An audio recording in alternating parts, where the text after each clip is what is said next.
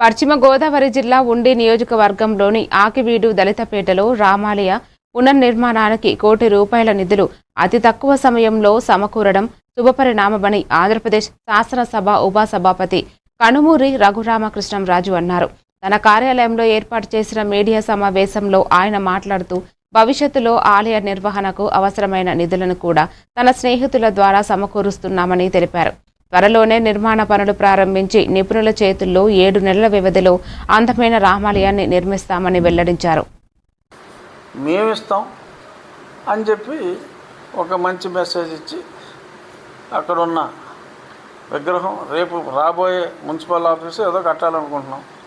So municipal ఆఫీస్కి main building అడ్డంగా ఉంటే ఆ విగ్రహం తీసి ఇంకో పక్కన ఎంటర్ అయిన వాళ్ళల్లో వచ్చి ఆయనకు దండం పెట్టుకుని ఆయనకు పూలమాలేసి ఆఫీసులోకి వెళ్ళటానికి వీలుగా పెట్టుకుంటాం.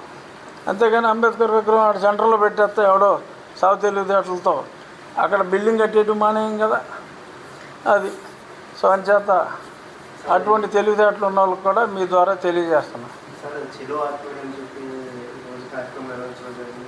చాలామంది కూడా నిర్బంధించడం జరిగింది. ఆల్రెడీ మీరు చెప్పిన సందర్భంలో గుడికి ఆల్రెడీ డొనేషన్లు వచ్చినాయి, త్వరలోనే పనులు కూడా ప్రారంభిస్తామని చెప్పుకొచ్చారు. సమస్య పరిష్కారం అవుతుంది. ఇప్పుడు మళ్ళీ ఒక్కోసారి పిలిపిస్తామని కూడా గ్రూపుల్లో మెసేజ్లు పెట్టుకోవడం జరుగుతుంది సార్. గ్రూపుల్లో ఎవరో మెసేజ్ పెడితే నేనేం చేస్తానమ్మా, 144 సెక్షన్ ఉంది కాబట్టి ఎవరిని రావద్దు అని పోలీసులు చెప్పారు. సో అంచేత 144 సెక్షన్ ఉన్నప్పుడు ఎవరో సాధారణంగా రారు. అది లేకుండా ఉంటే కనీసం 10,000 మంది వచ్చి ఉండేవారు. అది ఉంది కాబట్టి అంత 500 మంది ఎంతమంది వచ్చారంటున్నారు. తక్కువ మంది వచ్చారు, తెలియక వచ్చి ఉండొచ్చు. సో వారిని ఆపారు, వారు వెళ్ళిపోతారు. ఆధికారికంగా నడిచే చర్చలు కాదు, అనధికారికంగా. తెలుగు కూడా రాకపోతే ఎలా మీరు జర్నలిస్టులు? అనధికారికంగా అంటే అది